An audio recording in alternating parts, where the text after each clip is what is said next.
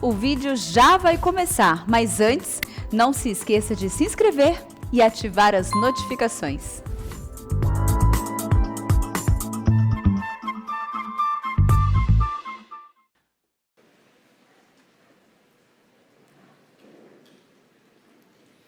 Irmãos queridos, nós vamos abrir a palavra de Deus, a carta de Paulo aos Efésios, capítulo 6, e faremos a leitura dos versos 10 ao verso 13. Carta aos Efésios, capítulo 6, versos de 10 a 13.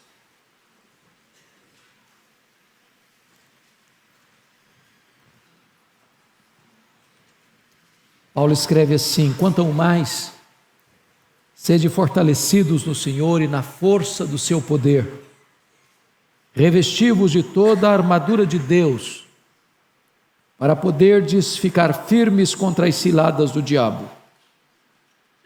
Porque a nossa luta não é contra o sangue e a carne, e sim contra os principados e potestades, contra os dominadores deste mundo tenebroso, contra as forças espirituais do mal nas regiões celestes. Portanto, tomai toda a armadura de Deus, para que possais resistir no dia mau, e depois de terdes vencido tudo, permanecer inabaláveis. Arnold Toynbee, excelentíssimo historiador, disse que a história da humanidade é a história das guerras.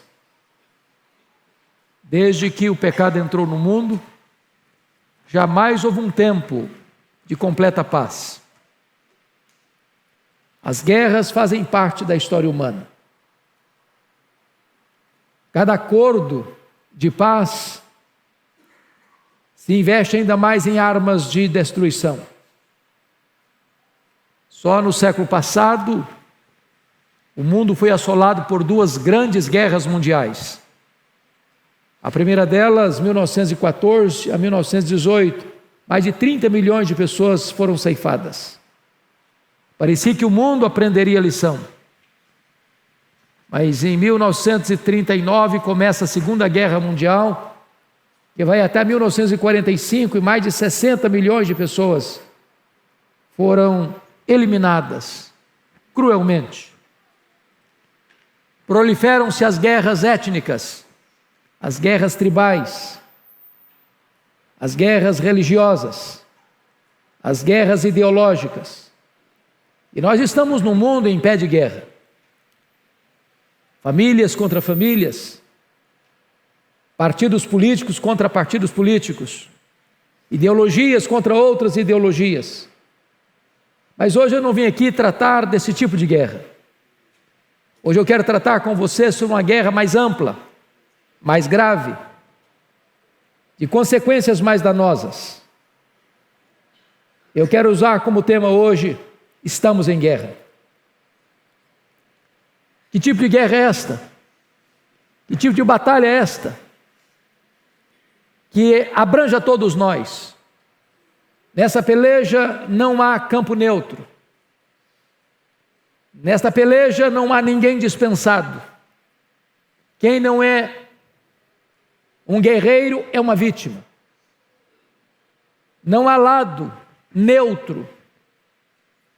Quando eu era criança ainda, vi um quadro dependurado na parede de uma igreja. E alguns talvez já viram esse quadro, chamado Quadro dos Dois Caminhos. E naquele quadro, quando observei um pouco mais atentamente, percebi um grave erro. Havia um caminho estreito, sinuoso, íngreme, rumo à glória. Havia outro caminho largo, espaçoso, concorrido por uma multidão. Prazeres, diversões, vícios, festas, excessos. Mas curiosamente no quadro havia um grupo que ainda estava antes dos dois caminhos, como se ainda tivesse que fazer uma opção: qual caminho seguiriam, se o largo ou se o estreito. Você não encontra isso na Bíblia. Ou o homem está no caminho largo, ou o homem está no caminho estreito. Ou ele vive debaixo do governo de Cristo, ou ele está sob a potestade de Satanás.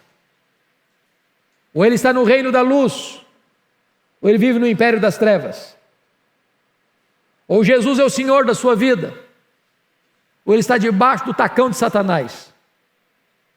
Ou Deus governa a sua história, ou ele está sob a potestade do mal. Não há campo neutro. Certamente a vida cristã não se desenrola aí num parque de diversões, numa colônia de férias. Nós vivemos num campo minado.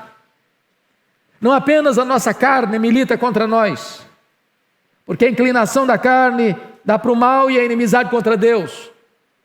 Não apenas o mundo, esse sistema posto no maligno, cujos valores são outros, diferentes dos valores do reino de Deus, distorcendo a verdade, maquiando a mentira, dourando a pílula, transformando o pecado em algo apetitoso, vantajoso, proveitoso, necessário. Mas temos ainda mais, um inimigo invisível, porém real. Um inimigo que você não pode lutar contra ele com armas carnais, mas você precisa de armas espirituais, poderosas em Deus, para destruir fortalezas e anular sofismas. Todos nós estamos nesta guerra. E hoje eu quero tratar com você exatamente sobre este assunto. No trato desta matéria, há duas coisas que precisamos nos acautelar e termos muito cuidado. Primeiro, é o perigo de subestimar o inimigo. Quando se trata de guerra, não há nada mais perigoso do que você enfrentar um inimigo que você não sabe quem é, não conhece o seu poder, a sua força, a sua estratégia, as suas armas, seu perigo, suas ciladas, suas armadilhas. Há muita gente ainda hoje, irmãos, até dentro das igrejas, que acham que o diabo é um ser mítico, lendário, uma força negativa, que não oferece qualquer risco, que não oferece qualquer perigo, e subestima o inimigo. Alguns dizem que o diabo não passa de uma formiguinha inofensiva, de um leão desdentado, de uma víbora sem veneno. E o apóstolo Paulo nos exorta dizendo que nós não podemos ignorar os desígnios de Satanás. Nós não podemos entrar nessa luta de cara limpa, usando armas carnais. Mas se este é um extremo, e há um outro extremo também muito perigoso. É o perigo de superestimar este inimigo. É o perigo de transformar a vida cristã numa espécie de batalha constante, onde você se esquece de que este inimigo, embora perigoso, real, invisível, espiritual, mas esse inimigo já foi vencido. O Senhor Jesus Cristo triunfou sobre ele na cruz, já arrancou a armadura dele, já o expôs ao fracasso, à derrota, à vergonha, ao opróbrio. Portanto, se nós estivermos com Cristo, na dependência dele, revestidos com o poder do Espírito Santo de Deus, nós entramos nesta batalha vencedores, vitoriosos. Então hoje eu gostaria de olhar com vocês esse texto que acabamos de ler e extrair dele algumas lições para nós. A primeira coisa que eu chamo a atenção é a necessidade de conhecermos a natureza desse inimigo. Por favor, confira comigo o verso 12. Porque a nossa luta não é contra o sangue e a carne.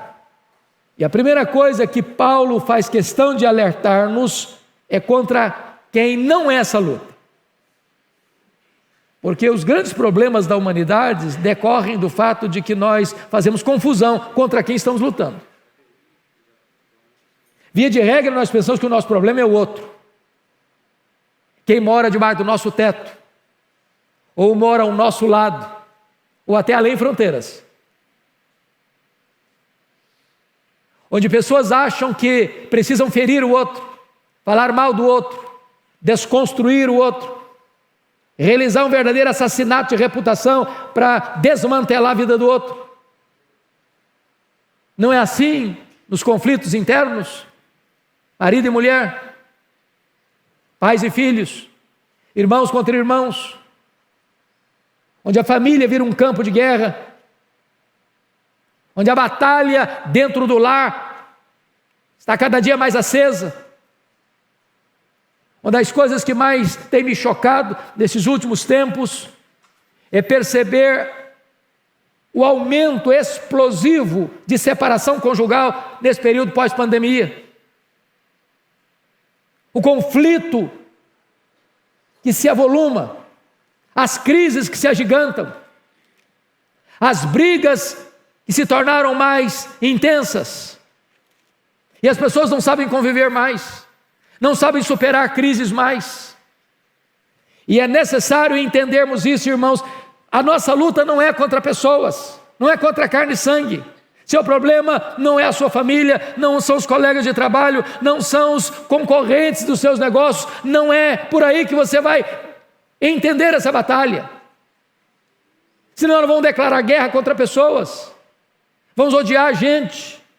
Estamos vivendo uma época de polarização na nossa nação, famílias em guerra, partidos políticos em guerra, uns contra os outros.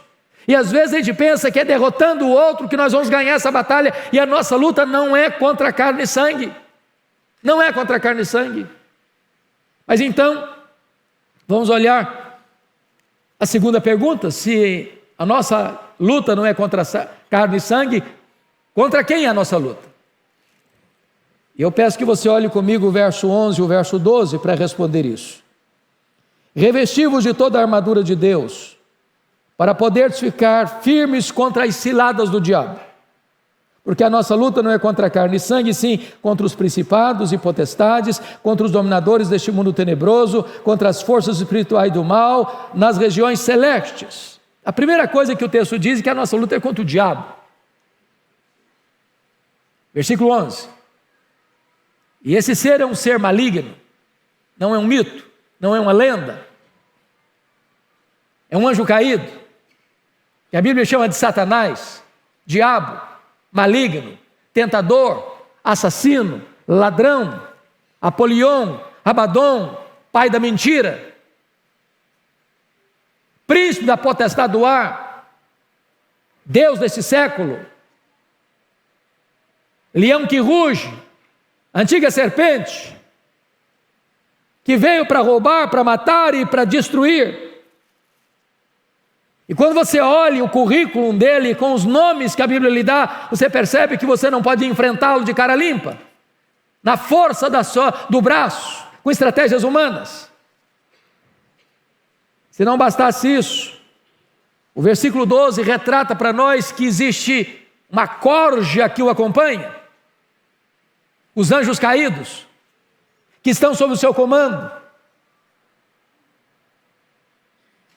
E John Mackay, escrevendo um comentário sobre Efésios, fala da ordem da desordem, porque você percebe que este inimigo tem uma organização no seu sistema maligno, principados, potestades, dominadores deste mundo tenebroso, forças espirituais do mal, são escalonamentos de poder neste mundo maligno que guerreia contra nós. Nas palavras do Dr. Mark Lloyd Jones, na melhor obra que já li sobre batalha espiritual, o combate cristão, ele diz que há demônios e demônios. É por isso que Jesus Cristo disse para os seus apóstolos: esta casta não sai senão com oração e jejum. Há resistências maiores e menores. E nós precisamos entender que toda essa estrutura maligna, toda essa orquestração do mal em estratificações de poder declaram guerra contra nós, e a nossa batalha é contra esses seres malignos que não dormem, que não tiram férias, que ficam nos espreitando, porque a Bíblia diz que o diabo anda ao nosso redor como um leão que ruge, procurando a quem devorar. Ele vive por aí, rodeando a terra e passeando por ela. E nós precisamos compreender, meus amados irmãos, a gravidade disso, para entendermos quais são as características desses inimigos. Então vejamos em primeiro lugar quais são as características desse inimigo. Primeiro, eles são poderosos. A Bíblia fala de principados e potestades. Não há nada mais perigoso do que a soberba espiritual de eu achar que eu tenho em mim mesmo a força, o poder para enfrentar o inimigo. Ele é astuto, ele é ardiloso, ele é poderoso. E nós precisamos nos acautelar para não acharmos que nós temos condições de enfrentá-lo com o nosso próprio entendimento, com a nossa própria força. Ele é o espírito que atua nos filhos da desobediência, fazendo eles escravos. Ele cega o entendimento dos incrédulos. Podem perceber isso. A gente pensa que o diabo ele age só numa pessoa que você vê se retorcendo, espumando, endemoniada. Não, o diabo age nos meios acadêmicos, cegando o entendimento, trazendo confusão ideológica, trazendo confusão filosófica, trazendo confusão de conceitos, cegando o entendimento, tapando os olhos à realidade espiritual. O diabo age como? Na ganância. Como agiu no caso de Ananias e Safira, que foram enganados, porque eles queriam fama, e eles usaram esta questão para alcançar a fama, o dinheiro, como usou com Geazi, ou o orgulho, como usou com Uzias, ou a segurança pessoal na força do seu exército, como está lá em 1 Crônicas 21, com Davi, levando-o a fazer um censo para mostrar a grandeza do seu exército. Precisamos nos acautelar, portanto, mas mais do que isso, esses inimigos são malignos. Veja você no verso 12, são neste mundo tenebroso, forças espirituais do mal. E a nossa luta vai exatamente entrar nessa questão que ele diz aí, contra dominadores deste mundo tenebroso. E a ideia aí é de trevas espessas, lôbregas, dos porões da iniquidade, das profundezas do mal. Quanta coisa imunda, quanta coisa horrível, quanta coisa maligna você vê hoje. E quando você vai cavar lá no profundo, você vai ver a ação do inimigo neste mundo tenebroso.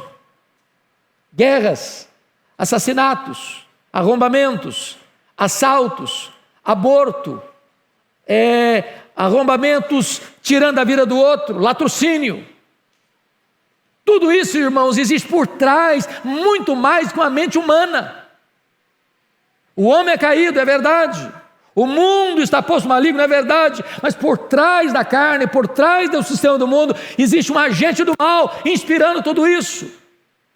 Você olha, por exemplo, a questão do cinema hoje, que é uma arte extraordinária. Quando você vê hoje o volume de filmes que tem de ocultismo, de violência extrema, ou de produtos nesta área no mundo infantil, quanto mal, quanta violência, quanta coisa horrível. Não é possível que apenas a mente humana conceba tudo isso. Existe um espírito que está agindo malignamente para mudar a cultura, para mudar tudo, para servir de prato cheio, para que as pessoas deixem a Cristo e sirvam a Satanás nesses aspectos da ação maligna. Mas mais do que isso, esses inimigos são também astutos. Olha comigo o versículo 11. Está escrito assim: revestível de toda a armadura de Deus, para poder ficar firmes contra as ciladas do diabo. A palavra cilada aqui é a palavra metodeia, de onde vem a nossa palavra métodos e estratagemas. Depois de Deus, talvez ninguém nos conheça melhor que Satanás, porque ele vive por aí, rodeando a terra e passeando por ela. Ele está de olho, está antenado. Ele está como um leão rugindo ao nosso redor, procurando alguém para devorar. E ao conhecer-nos, ele sabe o seu ponto forte, supostamente forte. Aquilo que você acha que você é forte, que pode ser o seu ponto mais fraco. Lembram de Pedro? Pedro, quando Jesus diz, olha, Pedro, Satanás requereu você para peneirar você como trigo, mas eu roguei por ti. E Jesus havia dito para eles, olha, nesta noite todos vós os escandalizareis comigo, como está escrito, ferirei o pastor e as ovelhas ficarão dispersas. E Pedro, não, Senhor, a corda não rói do meu lado, eu sou um homem forte, eu tenho confiança em mim mesmo, em que todos te abandonem, eu jamais, por ti darei minha vida, irei contigo para a prisão e para a morte. E Pedro nesse momento ele pensa que ele é forte, ou até pensa que ele é melhor que os outros, e aí estava a fraqueza dele. Por isso a Bíblia diz, aquele que pensa está em pé, veja que não caia, não confie em você, não confie no seu conhecimento, não confie na sua cultura, não confie na sua riqueza, não confie na sua saúde, não confie no seu potencial, saiba disso, você depende da graça de Deus para ficar de pé. Mas amados, o inimigo também conhece o nosso chamado ponto fraco, todos nós temos um calcanhar de Aquiles. Nem todos são tentados na mesma proporção, com as mesmas coisas. Um é tentado na área do sexo, outro é tentado na área do dinheiro, outro é tentado na área da vaidade, da soberba, da arrogância. E ele conhece essas coisas, e ele patrocina o ambiente para que você pise numa casca de banana e caia. Então vigie.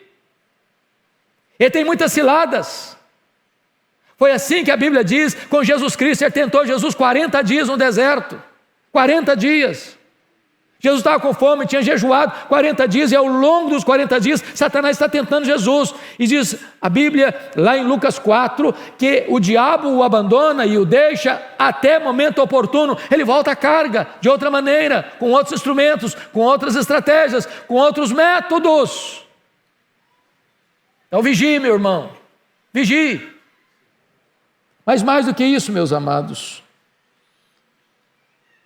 precisamos agora não só conhecer esse aspecto, mas conhecer as estratégias dele. Então vamos olhar um pouquinho. Lá em Lucas 11, 21 e 22, diz que este inimigo é chamado de valente, e ele tem uma casa bem guardada, e guarda em segurança todos os seus bens. A pergunta é, quem é esse valente? É o diabo. Quais são os bens que estão nessa casa, que ele guarda com segurança? São todas as pessoas que ainda não foram salvas, não nasceram de novo. Então note você, um fato muito curioso. O diabo não precisa usar cilada para pegar quem já é dele, já está na casa dele, guardado em segurança por ele. Então quando você para pensar nisso, você pensa numa linguagem de guerra, você acha que o diabo vai escalar os seus demônios mais perigosos no campo de futebol ou dentro da igreja? Onde você acha que ele vai tentar com mais sutileza? É numa boate? Ou numa reunião de oração? Aqueles que ainda não nasceram de novo estão na casa do valente, guardados em segurança por ele, no império das trevas, debaixo da potestade de Satanás. Então nós precisamos nos acordar para o fato da grande batalha que nós estamos vivendo. Agora notem, o que tipo de cilada ele usa para atingir o povo de Deus? Primeiro, está lá em Mateus 13:19. Ele furta a palavra de Deus semeada no coração. O Senhor Jesus, na parábola do semeador, diz que o semeador saiu a semear. Parte da semente caiu à beira do caminho. Os homens pisaram a semente, e as aves dos céus comeram a semente. E Jesus, interpretando a própria parábola, diz que essa semente, que foi jogada na beira do caminho, que os homens pisaram, que as aves comeram, é quando a palavra é pregada, e o diabo vem e arrebata do coração, e a pessoa não crê. Tem muita gente que acha que o diabo não consegue entrar dentro de um templo evangélico, pois ele entra sim. Ele entra assim. E quanta gente que vem aqui para a igreja, e a palavra entra no ouvido e sai no outro. E quanta gente que frequenta a igreja um ano inteiro, uma década, e nunca foi tocado, e nunca foi convertido. Vem o diabo e arrebata a palavra. É por isso, irmãos, que culto é um momento de luta espiritual. Nós deveríamos orar mais, e depender mais de Deus, Porque se Deus não aplicar a palavra, você entra e sai do mesmo jeito, ou até pior.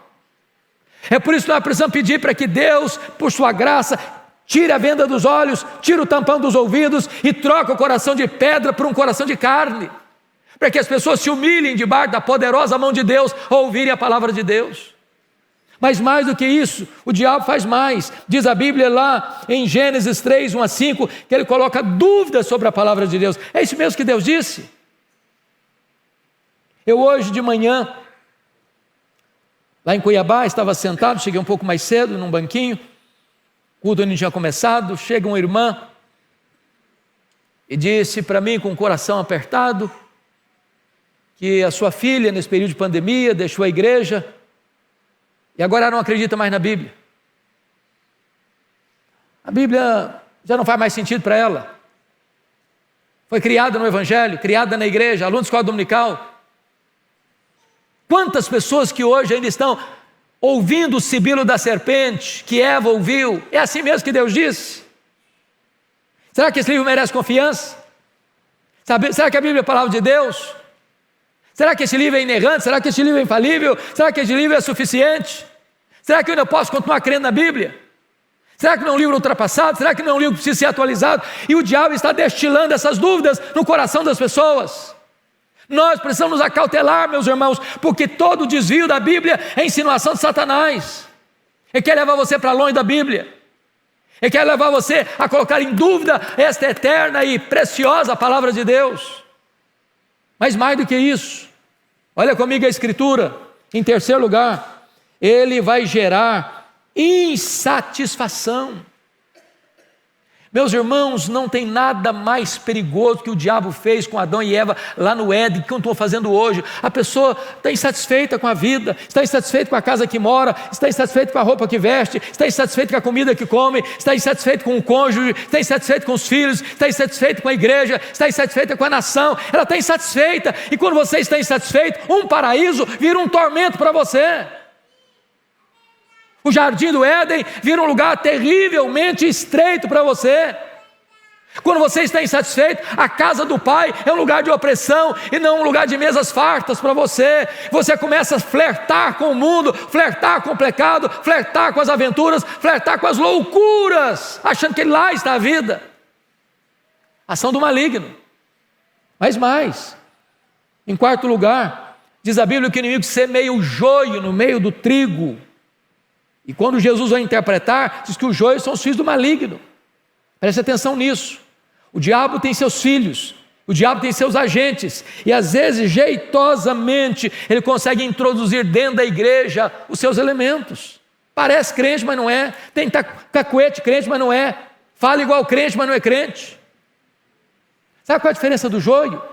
Eu estava agora lá em Israel, e uma pessoa, nós passando pela estrada, paramos o ônibus, tinha uma plantação e tinha joio, e ele pegou igualzinho o trigo, e ele moeu na mão, virou farelo, não tinha nada, era só farelo, era só palha, parece trigo, mas não é trigo. Na hora que a coisa aperta, na hora de tirar o extrato da vida, não tem vida. E o inimigo lança essas pessoas dentro da igreja, para causar cisânia, para causar divisão, para causar escândalo, para trazer confusão no meio do povo de Deus. Acautelemo-nos. Mas mais do que isso, o diabo ele não entra na igreja, pois eu quero lhe dizer que ele sobe ao púlpito. Sobe ao púlpito. Lá em Zacarias capítulo 3 diz que o sumo sacerdote Josué estava ministrando e Satanás está do lado direito dele para se lhe opor.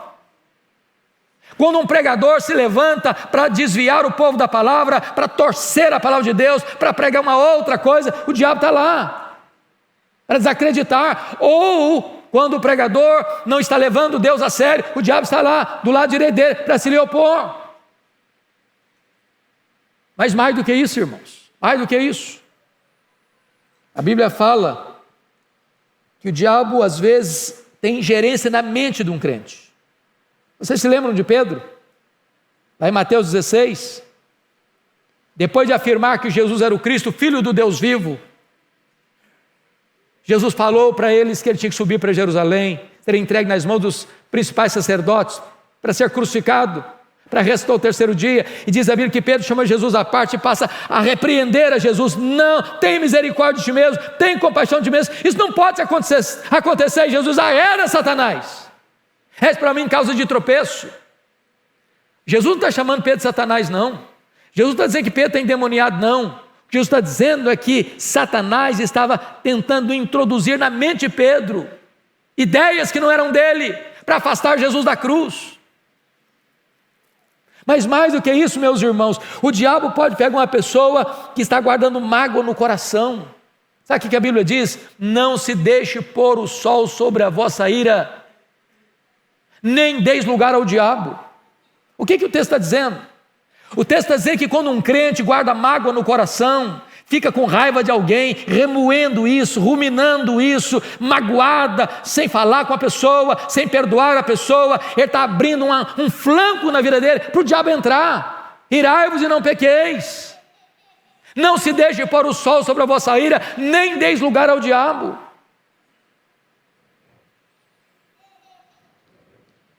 Pois bem, a Bíblia diz que o diabo até se transfigura em anjo de luz.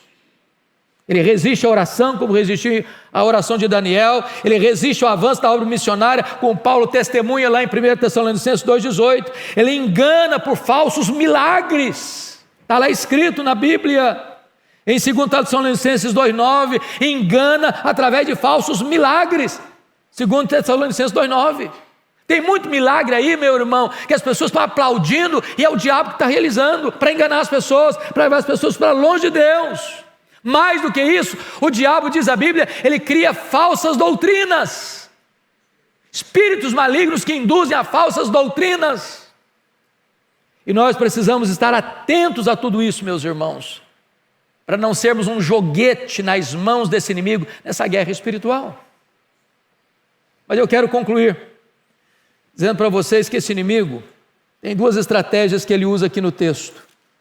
A primeira delas é o que nós poderíamos chamar, no versículo 13, de pressão. Portanto, tomai toda a armadura de Deus para que possais resistir no dia mau.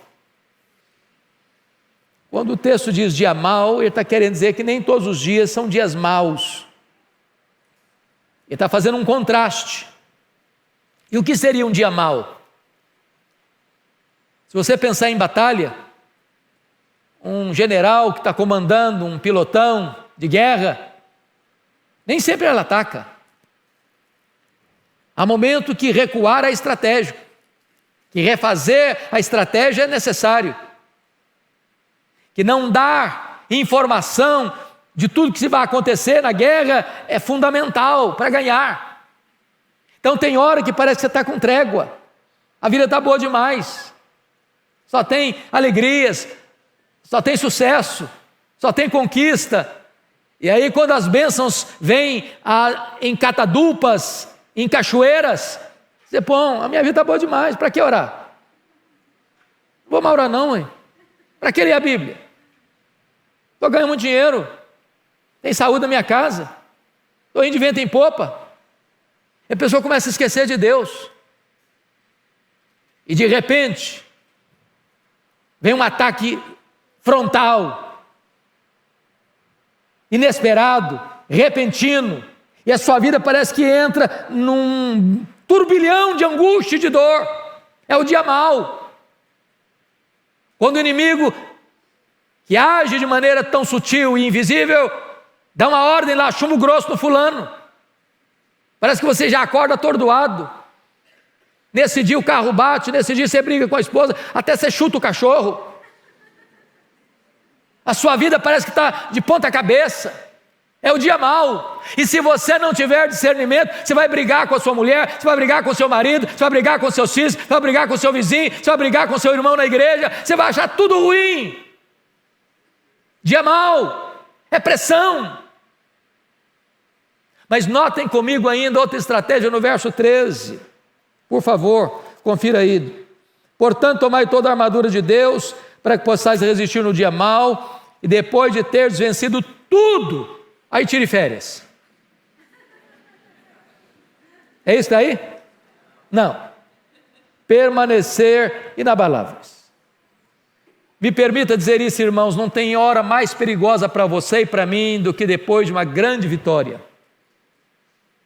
A tendência é arriar as armas, afrouxar o cinto e descansar. Depois de uma luta vencida, fique firme, porque outras virão. Outras virão. Perseverança. Mas eu quero concluir mostrando para você, à luz do texto, quais são as armas que nós precisamos usar para vencer essa luta.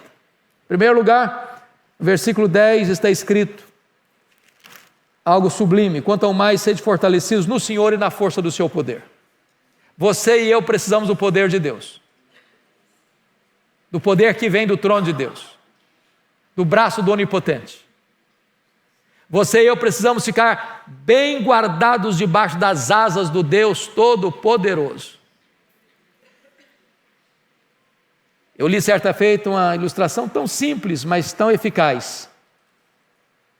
Uma sala de escola dominical, uma criança foi perguntada: o que é que você vai fazer se o diabo bater a porta da sua casa? Você vai abrir? A menina respondeu: se eu for à porta e eu ver que é o diabo que está lá, vou abrir não, vou chamar Jesus para atendê-lo. Você não tem força, nem eu. Nós precisamos da força que vem do alto, sermos capacitados com o poder de Deus. Segunda coisa, amados, confira comigo, versículo 11: revesti-vos de toda a armadura de Deus.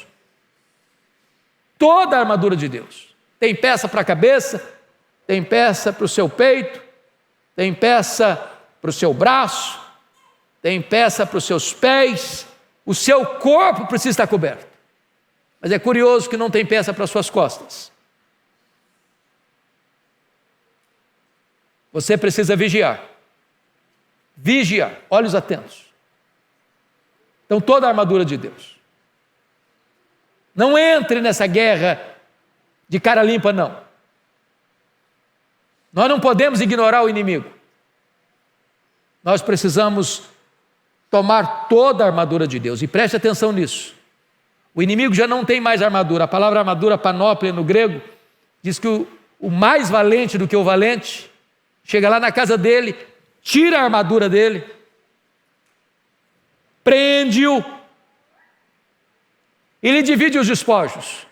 Em outras palavras, Jesus já entrou na casa do valente, Jesus já tirou a armadura do valente, Jesus já amarrou o valente, e Jesus tirou você e a mim da casa do valente, e hoje nós somos livres. Hoje nós somos tirados do império das trevas para o reino da luz. Hoje nós pertencemos ao reino de Cristo.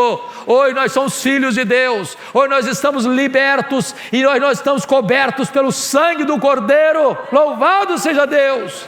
E o inimigo não tem armadura, mas você e eu podemos ser tomados e revestidos de toda a armadura de Deus. Que o Senhor então nos ajude e nos fortaleça. Me permita ilustrar isso. Quando eu estive visitando com um grupo de irmãos aqui do Brasil, a missão Quacis-Abantu, onde aconteceu um grande avivamento na África do Sul. Aquele avivamento começa com uma história muito curiosa, com o pastor Earl Stigin. Ele pregava lá já há 12 anos, ele armava uma tenda e pregava para os Zulus, uma tribo animista, feiticeira, extremamente brava. Para você ter uma ideia, quando 2 Zulus entravam em conflito, em guerra pessoal, em briga pessoal, um tinha que matar o outro. E ao matar o outro, tinha que abrir o ventre, pegar o fígado e chupar o sangue, para dizer que ele era homem, bravo, guerreiro. Resultados pífios, 12 anos. Até o dia que o pastor Erlo estava pregando e entra uma mulher, se assenta no último banco. E terminado o culto, o pastor vai conversar com ela E ela pergunta assim: pastor, o senhor pregou hoje que o seu Deus tem todo o poder, é isso mesmo? É isso mesmo que eu preguei. Falei: então eu preciso do seu Deus, porque tem uma filha endemoniada lá em casa, amarrada num tronco, com correntes, com um bicho. Então vai lá na minha casa para minha filha ser liberta. O pastor Erlo disse que naquele dia sentiu um calafrio na espinha. Disse: meu Deus, se não funcionar, o que é que eu vou fazer? Quando ele chegou, o quadro era muito pior. A moça estava igual uma fera selvagem, ensanguentada, furiosa. Ele tentou expulsar os demônios daquela moça, não conseguiu. Ele chamou os missionários da região, não conseguiram. Amarraram a moça, levaram-na para uma fazenda. Ela quebrou tudo por lá e tiveram que devolvê-la no estado pior. E o pastor Erlo tomou a decisão: eu vou embora daqui. Eu não tenho mais autoridade para pregar aqui. Estou desacreditado aqui. Quando ele estava arrumando as malas para ir embora, Deus falou ao coração dele: você não tem que ir embora, você tem que buscar poder. Ele parou tudo que estava fazendo, chamou os missionários, eles começaram a buscar a Deus, a acertar a vida com Deus, e Deus foi trazendo sobre eles convicção de pecado, meses e meses de choro, de lágrimas, de arrependimento. Os últimos 3 meses, eles se reuniram 3 vezes por dia, eles só conseguiam chorar. Ao final desse tempo, numa manhã, o Espírito Santo foi derramado sobre eles. A primeira coisa que fizeram foi na casa daquela mulher e na autoridade do nome de Jesus libertar aquela moça. A segunda coisa é que os feiticeiros iam chorando, correndo de todos os cantos, de todos os lados, para confessar os seus pecados e acertar a vida com Deus. Quando os missionários acordavam, tinha 5, 10, 15, 20 pessoas na porta de cada um, com pressa para acertar a vida com Deus. E eu vi com os meus olhos ali coisas extraordinárias acontecendo. Primeiro, um templo construído para 15 mil pessoas numa fazenda. E multidões vindo de todos os cantos do mundo para ver o que Deus estava fazendo ali. Cegos viram, coxos andaram, mortos ressuscitaram. Multidões se converteram. O Deus de Erle Stigen é o Deus dessa igreja. O Deus que fez é o Deus que faz, é o Deus que fará. O nosso glorioso Redentor já venceu na cruz. E se nós estamos nele, nós somos mais do que vencedores. Nós não temos que ter medo do diabo. A Bíblia diz que nós devemos nos submeter a Deus e resistir o diabo, e ele fugirá de nós. Que Deus nos ajude, que Deus nos abençoe, que Deus nos fortaleça com o seu poder, que Deus nos cubra com a sua armadura, que nós sejamos um povo mais do que vencedor em Cristo Jesus, nosso Senhor. Vamos orar, queridos, o pastor Arival vai orar por nós. Vamos ficar de pé, irmãos. Senhor Deus, nós te louvamos pela palavra pregada nesse momento. Que Satanás não tire, não roube essa palavra da minha mente, do meu coração. Que essa palavra possa frutificar aqui nesta noite, trazendo quebrantamento, trazendo a Deus arrependimento, trazendo a Deus convencimento de pecado. Destrói, ó Deus, toda a nossa soberba espiritual, nosso espírito de independência do Senhor. Coloca-nos, ó Deus, na posição correta. Pai querido, nós precisamos de Ti, nós precisamos ser fortalecidos pelo Teu poder, nós precisamos usar a armadura de Deus, nós precisamos do poder do Espírito Santo. Tem misericórdia, Senhor, daqueles que estão sendo ou estão enfrentando dias maus na sua vida. Guarda os nossos pés, guarda os nossos olhos, guarda os nossos ouvidos. Guarda-nos, ó Deus, do maligno, Senhor. Esconde-nos, esconde-nos à sombra do Onipotente. Venha trazer restauração espiritual nessa noite, cura, libertação. Nós precisamos de Ti, nós dependemos de Ti, Senhor. É a nossa oração em nome de Jesus. Amém.